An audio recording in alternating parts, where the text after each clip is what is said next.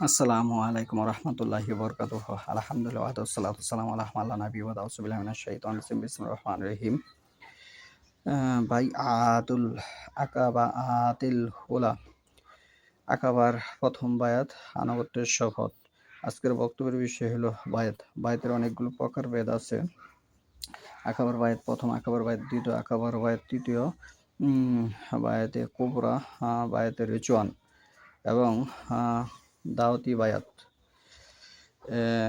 আখাজা আল বায়াত, বায়াতে যেহেতু অনেকগুলো প্রকারভেদ আছে, তাহলে বিভিন্ন বায়াত বিভিন্ন ধরনের। আজকের বক্তব্যের বিষয় হলো আকাবার বায়াত। আকাবার বায়াত কি, আকাবার বায়াত কারা করবে এবং কাদের জন্য কোরআন হাদিসে বায়াতের বিষয়গুলো এসেছে।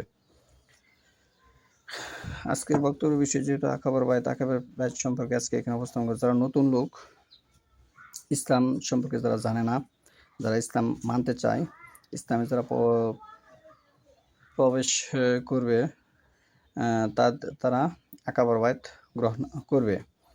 কিন্তু এই বায়াত নিয়ে ভারত উপমহাদেশে অধিকাংশ মানুষ ইসলাম নিয়ে এখন বর্তমানে ব্যবসা শুরু করে দিয়েছে, যা আদৌ কোরআন হাদিস দ্বারা সুশুদ্ধ নয়। কোরআন এবং হাদিসে অসংখ্য জায়গায় বায়াতের কথা এসেছে। পবিত্র জিনিস পবিত্রভাবেই ব্যবহার করতে হয়, কিন্তু আমরা আজকে ধর্মকে খেলার বস্তু বানিয়ে ফেলেছি বিধায় আজ আমরা ধর্ম দিয়ে আমাদের কোনো আল্লাহর তরফ থেকে কোনো উপকৃত হচ্ছে না, ক্ষতি সাধন ছাড়া।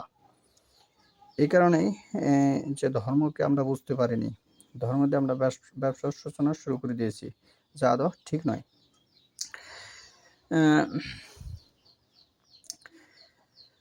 আকাবার বায়াত সম্পর্কে আজকে যে বিষয়টা উপস্থাপন করব, হজের মৌসুমে ইয়াসিরের ৬ জন লোক ইসলাম গ্রহণ করেছিলেন এবং রাসূলুল্লাহ সাল্লাল্লাহু আলাইহি ওয়াসাল্লামের নিকট অঙ্গীকার করেছিলেন যে আমরা নিজ জাতির নিকট গিয়ে আপনার নবুয়তের কথা প্রচার করব। এখানে কি বোঝাইতেছে হাদিসে যে হজের সময় ৬ জন লোক ইসলাম গ্রহণ করেছিলেন। তাহলে নতুন লোক যারা, তারাই আকাবার বায়াত গ্রহণ করবে। বায়াত গ্রহণ করতে হবে যারা ইসলামে প্রবেশ করবে, যেমন হিন্দু, খ্রিস্টান, বৌদ্ধ, ইহুদি, শিয়া এবং যারা এরকম বিধর্মী আছে, যারা ইসলাম গ্রহণ করবে, তারা একজন ভালো লোকের কাছে, যে যার কাছে বায়াত গ্রহণ করবে, সে শিরিক মুক্ত হতে হবে। যে শিরিক করবে তার জন্য জান্নাত হারাম। সূরা মায়দার ৭২ নম্বর আয়াত পড়ে দেখুন। এবং যে শিরিক করবে আল্লাহর সাথে, তার সমস্ত আমল বাতিল হয়ে যাবে। সূরা আনামের ৮৮ নম্বর আয়াত পড়ে দেখুন। শিরিক মানে কি? শিরিক হচ্ছে সংক্ষেপে সূরা ইউনূসের ১৮ নম্বর আয়াত পড়ে দেখুন, যে জান্নাতে যাওয়ার জন্য যে কোনো মাধ্যম স্থাপন করলো, যে এই ব্যক্তি আমাকে জান্নাত দিয়ে নিবে, সে মানুষও হতে পারে, সে অন্য কিছু হতে পারে, তাহলে ওটা শিরিক হবে। এবং দুনিয়াবি কোনো সফলতার জন্য যে কোনো মাধ্যম স্থাপন করবে, হতে পারে সেটা তাবিজ, হতে পারে সেটা কোনো গলার মালা, হতে পারে অন্য কিছু। এরকম কোনো বস্তুকে যে কোনো মাধ্যম স্থাপন করবে, সেটা হচ্ছে শিরিক। এজন্য আপনার দলিল নেবেন সূরা ইউনূসের ১৮ নম্বর আয়াত। মাধ্যম স্থাপন করা বেদধর্মীদের কাজ, এটা মুসলমানের কাজ নয়। আচ্ছা যাক, সংক্ষেপে আমি বুঝিয়ে দিচ্ছি। এরকম লোকের কাছে আপনারা বায়াত গ্রহণ করতে পারবেন। ১, যে লোকের কাছে বায়াত গ্রহণ করবেন, তারা একটা দিক নির্দেশনা থাকতে হবে যে সে কোরআনের আদেশ ও নিষেধ সম্পর্কে জ্ঞান রাখে। ২, ৩ নাম্বার হচ্ছে সে ব্যক্তি আপনার কোরআন সুন্নাহ মোতাবেক চলাফেরা করে। এই ৩টা গুণ যদি তার মাঝে বিদ্যমান পান, যদি সে বেদাত না করে, তার কাছে আপনি বায়াত গ্রহণ করতে পারবেন। এবং বায়াত গ্রহণের জন্য আপনি এমন কোনো সার্টিফিকেটের প্রয়োজন নাই যে সে কামেল পাস করেছে, দাওরা পাস করেছে, কওমি মাদ্রাসা থেকে ফারিক হয়েছে, এরকম কোনো আলিয়া মাদ্রাসা থেকে কামেল পাস করেছে, এরকম কোনো সার্টিফিকেট প্রয়োজন নেই। যদি এরকম সার্টিফিকেট আপনি উপস্থাপন করতে চান, তাহলে সর্বশেষ যে ইমাম আবু হানিফা রহমতুল্লাহ ৮০ হিজরি জন্ম, ১৫০ হিজরি মৃত্যু, সে কিন্তু কোনো মাদ্রাসায় লেখাপড়া করে নাই, এবং পিছনে যত সাহাবী আছে তারা কোনো প্রতিষ্ঠানে লেখাপড়া করেনি, এবং কি তাবিনটাও পড়েনি। তাহলে এগুলো বিষয়কে বুঝতে হবে। সার্টিফিকেট দিয়ে কাউকে আলেম নির্বাচিত করা যায় না। এখন আমি মূল টপিকে চলে যাচ্ছি। পরবর্তী বছর যখন হজের মৌসুম এলো, দ্বাদশ নবাদ বর্ষে জিলহজ মোতাবেক ৬২১ খ্রিস্টাব্দে জুলাই, তখন ১২ জন লোক রাসূলুল্লাহ সাল্লাল্লাহু আলাইহি ওয়াসাল্লামের খেদমতে এসে উপস্থিত হলেন। এদের মধ্যে জাবের বিন আবদুল্লাহ বিন সারা অবশিষ্ট ৫ জন তারাই ছিলেন যারা পূর্বের বছর এসেছিলেন। এছাড়া অন্য ৭ জন ছিলেন নতুন। তাহলে নতুনরা আকাবার বায়াত গ্রহণ করবে, যারা নতুন ইসলাম গ্রহণ করে কালেমে শাহাদাত পাঠ করবে, কালেমে তয়বার স্বীকৃতি দিবে, তাদের বায়াত হচ্ছে আকাবার বায়াত। এভাবে আপনার বায়াত সম্পর্কে বোঝার জন্য আমার নিয়মিত ভিডিও দেখতে হবে, ধারাবাহিক ভিডিও দেখতে হবে, তাহলে আপনার বায়াত সম্পর্কে জ্ঞান অর্জন করতে পারবেন। এখানে বায়াতের যে অঙ্গীকারগুলা নেওয়া হয়েছিল, আকাবার অঙ্গীকার নামার ঘটনা সহিহুল বুখারী শরীফে উবাদা বিন সামিত রাসূলুল্লাহ থেকে বর্ণিত হয়েছে। তিনি বর্ণনা করেছেন যে রাসূলুল্লাহ সাল্লাল্লাহু আলাইহি ওয়াসাল্লাম বলেছেন, এসো আমার নিকট এ কথার উপর অঙ্গীকার গ্রহণ করো।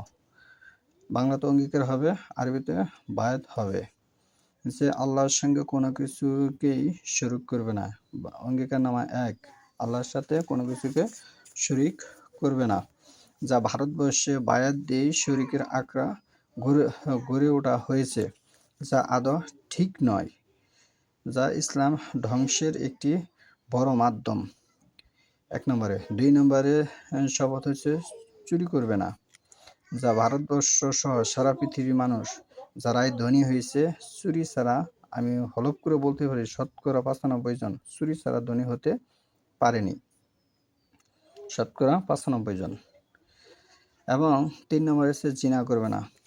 আমি ভারতবর্ষ সহ সারা পৃথিবীর মানুষ অধিকাংশ বর্তমানে ৯৫% জন জিনা ছাড়া তাদের মাথার ব্রেন ঠান্ডা থাকে না।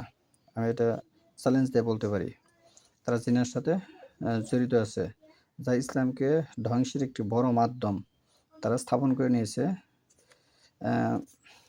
৩ নম্বর। ৪ নম্বর হচ্ছে নিজ সন্তানকে হত্যা করবে না।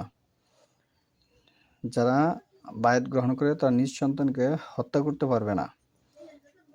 এবং সন্তান হত্যার অনেকগুলো মাধ্যম আছে, যেমন অনেকে আছে যে সন্তান না নেওয়ার জন্য মহিলাকে বিভিন্ন ট্যাবলেট বড়ি খাওয়ানো হয়, যা ঠিক নয়।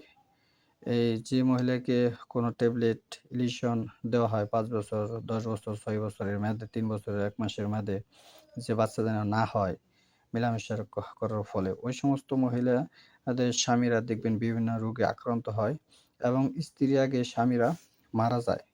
এগুলি ঠিক নয়।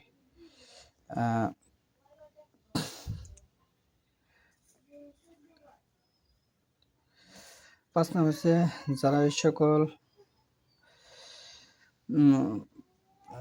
এই সকল কথা মান্য এবং পূর্ণ করবে। এর ভিতরে আরও কিছু কথা আছে, যেমন লজ্জাস্থানে হেফাজত করার কথা এসেছে, এবং কারো বিরুদ্ধে কোনো অপবাদ দেওয়া যাবে না। এরকম আরও অনেকগুলো কথা এসেছে। এইগুলি কথা যে পূর্ণ করবে, আল্লাহ তাআলা নিকট তাদের পুরস্কার রয়েছে। কথা কে বলেছে? আল্লাহ রাসূল সাল্লাল্লাহু আলাইহি ওয়াসাল্লাম বলতেছে। তাহলে এইগুলি হচ্ছে আকাবার বায়াত। আকাবার বায়াত আপনি কার কাছে হতে পারবেন সে কথা উল্লেখ করেছি, আকাবার বায়াত কি সেটা উল্লেখ করেছি, এবং বায়াত হতে হবে নারী পুরুষ সকলেই হয়েছে। এবং আল্লাহ রাসূল সাল্লাল্লাহু আলাইহি ওয়াসাল্লামের জামানায় যারা সাহাবী ছিলেন তারা সকলেই বায়াত নিয়েছেন। এটার দলিল আপনি নেবেন। আমি যে কথাটা বলেছি এই কথাটার দলিল আপনি নেবেন রাহিকুল মাকতুম, আমি যেখান থেকে কথা বলেছি ১০ 89 নম্বর পৃষ্ঠা এবং একটা দলিল দিচ্ছি 469 পৃষ্ঠা আখাজাউল বায়া। এখানে বলা হয়েছে আল্লাহ তাআলা যখন রাসূলুল্লাহ সাল্লাল্লাহু আলাইহি ওয়াসাল্লাম এবং মুসলমানগণের মক্কা বিজয় দান করেন, তখন মক্কাবাসীদের উপর একটি অধিকার সুপুষ্ট হয়ে যায় এবং তাদের বিশ্বাসও দৃঢ় হয় যে ইসলাম ছাড়া আর কোনো পথ নেই। এজন্যই তারা ইসলামের আনুগত্য ও শপথ গ্রহণের জন্য একত্রিত হয়। সাফা পাহাড়ে উঠে রাসূলুল্লাহ সাল্লাল্লাহু আলাইহি ওয়াসাল্লাম মক্কাবাসীদের শপথ গ্রহণ শুরু করেন। ওমর রাদিয়াল্লাহু বিন খাত্তাব নবী সাল্লাল্লাহু আলাইহি ওয়াসাল্লামের স্থানে নিচে বসে জনগণের অঙ্গীকার গ্রহণ করছিলেন। লোকজনরা রাসূলুল্লাহ সাল্লাল্লাহু আলাইহি ওয়াসাল্লামের নিকট এ বলে ওয়াদা করেন যে আপনার কথা আমরা শ্রবণ করব, মানে শুনব এবং সাধ্যমতো মান্য করে চলব। এ কথার উপরে বায়াত গ্রহণ করছেন। মানে ইসলাম যারা গ্রহণ করবে তারা আল্লাহ রাসূল সাল্লাল্লাহু আলাইহি ওয়াসাল্লামের কথা মান্য করে চলতে হবে এবং আল্লাহ রাসূলের কথা শুনতে হবে। এটা সূরা বাকারার 286 নম্বর আয়াতের বক্তব্য এবং সূরা নূরের বক্তব্য ওয়াতিনা সামিইনা, যে কথা শুনে এবং মানে তারাই হচ্ছে মুসলিম। তাহলে আমি আজকে এখানে বায়াত সম্পর্কে সমাপ্ত ঘোষণা করছি। আকাবার বায়াত। পরবর্তী টাইমে বায়াতে রেজনের কথা উপস্থাপন করব। বায়াতের রেজন কী জিনিস, এভাবে ধারাবাহিকভাবে বিভিন্ন বায়াত সম্পর্কে আপনারা জানতে পারবেন।